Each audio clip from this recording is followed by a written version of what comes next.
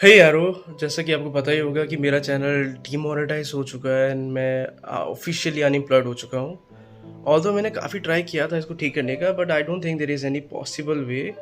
तो बीते कुछ दिनों में मैंने काफ़ी कुछ सोचा, क्योंकि जब इस चैनल से मुझे पैसे नहीं आने वाले तो मुझे ये चैनल रन करके क्या फ़ायदा।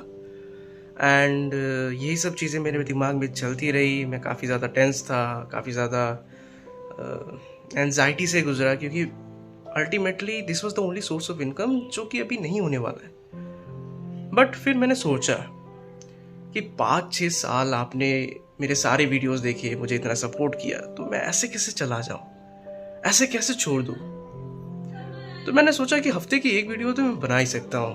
And now I can proudly से कि आज की वीडियो और आज के बाद आने वाली जितनी भी वीडियोस है, ये सिर्फ और सिर्फ मैं अपने ऑडियंस यानी कि मैं सिर्फ और सिर्फ आपके लिए बना रहा हूँ। इसमें कोई मॉनेटरी फ़ायदा नहीं होने वाला, मेरा कोई इसके पीछे कोई अल्टीरियर मोटिव नहीं है। It is only the pay back that I am going to give to you for all the love and all the support you give throughout this years. तो फिलहाल तो आज की वीडियो चाइना पे कोई SCP है उसको लेकर है, यानी कि चाइना से सिर्फ कोविड ही नहीं SCPs भी आते हैं। वेरी बैड जोक, चलिए एंजॉय। चाइना में एक छोटी सी बस्ती है जो कि टूरिस्ट प्लेस बन चुकी है। समर के टाइम पर वहाँ पर बहुत सारे टूरिस्ट घूमने के लिए जाते हैं। दरअसल उस छोटे से गांव के बगल में एक जंगल है और वो बेहद खूबसूरत जंगल है। वहाँ पर ऐसे टाइप के पौधे मिलते हैं जो कि दुनिया के किसी भी कोने में नहीं पाए जाते। लेकिन एक दिन अचानक कुछ टूरिस्ट उस जंगल के अंदर गए और फिर वो कभी लौट कर नहीं आए। ये बात काफी चिंताजनक थी, क्योंकि अब गाँव के लोग भी गायब होने लगे।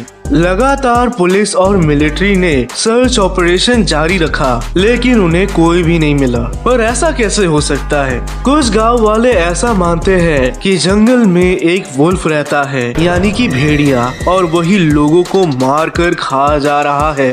वही कुछ लोग ये भी मानने लगे कि कोई सीरियल किलर है जो कि रेगुलरली लोगों का मर्डर कर रहा है। लेकिन पुलिस को इन मिसिंग लोगों की बॉडीज कभी नहीं मिली। गांव के चेयरमैन ये जानते हैं कि अगर ये गायब होने का सिलसिला यूं ही चलता रहा तो कोई भी टूरिस्ट घूमने नहीं आएगा, जिसके चलते गाँव वालों को बड़ा लॉस उठाना पड़ेगा, क्योंकि उनका मेजर इनकम टूरिस्ट लोगों से ही आता है। चेयरमैन ने ये फैसला लिया कि वो अब खुद जंगल जाएंगे और देखेंगे कि माजरा क्या है। वो बचपन से इस जंगल को देखते आ रहे हैं और उन्हें पता है कि ये एक बहुत ही सेफ जंगल है। यहाँ पर ऐसी घटना नहीं होनी चाहिए। जंगल के अंदर घुसते ही पहले तो उन्हें सब कुछ बहुत ही नॉर्मल लगता है, लेकिन धीरे धीरे जैसे ही वो अपना कदम बढ़ाते जाते हैं तो जंगल के छत्र छाया में रोशनी कहीं ढक सी जाती है। अब जाकर फाइनली वो देख पाते हैं कि वाकई में कुछ तो गड़बड़ जरूर है। पता नहीं क्यों, लेकिन पेड़ों के नीचे कुछ बड़े बड़े गोल आकार के ऑब्जेक्ट्स थे। अब ये क्या ऑब्जेक्ट है, इसके बारे में चेयरमैन को बिल्कुल भी नहीं पता। सामने जाने पर चेयरमैन को पता चलता है कि ये एक टाइप का घर है जो कि कीड़ों का घर होता है, लेकिन पता नहीं क्यों ये बहुत ही बड़े शेप में है। वो इसे छूने ही वाला होता है कि तभी उसके गाल में कुछ काटा। उसने देखा कि ये एक कीड़ा है, लेकिन तभी उस कीड़े ने उनके हाथ में डंक मार दी। लेकिन इस कीड़े को अच्छे से देखने पर चेयरमैन रिलैक्स करते हैं, क्योंकि उनके लिए ये एक मामूली सा कीड़ा है, लेकिन SCP फाउंडेशन के लिए नहीं। SCP-439 एक यूक्लिड ऑब्जेक्ट है जो कि एक बहुत ही नॉर्मल दिखने वाला कीड़ा है, और एक्चुअल में ये एक टाइप के कीड़े से बहुत ज्यादा मेल भी खाता है, जिसे कॉमन एयरविक कहा जाता है। अब यहाँ पर मैं आपको बता दूं कि ये इंसेक्ट अगर काटता है तो कोई प्रॉब्लम नहीं, लेकिन अगर गलती से भी ये आपके मुंह के अंदर चला गया फिर बहुत बड़ा प्रॉब्लम है। और ये इंसेक्ट्स भी बहुत चालाक है। ये किसी के बॉडी में तभी घुसते हैं जब वो सोए रहते हैं। जब तक वो बंदा सो नहीं जाता तब तक ये इंसेक्ट रूम के कोने पे पड़ा रहता है। जैसे ही बंदा सो जाए तो ये धीरे धीरे उसके पास बढ़ता है और उसके मुंह के द्वारे उसके पेट तक पहुंच जाता है। इस इंसेक्ट का रिएक्शन बहुत जल्दी होता है, जैसे कि सांस ना ले पाना, चेस्ट में दर्द होना, धीरे धीरे आदमी को तेज फीवर होगा, जिसके चलते वो बेड से उठ तक नहीं पाएगा। जल्द वो बंदा नोटिस करेगा कि अब उसकी बॉडी सिकुड़ने लगी है। ऐसे में वो आदमी घर के सबसे कोने वाले हिस्से में चला जाएगा, जहाँ पर कोई उसे ना देख पाए।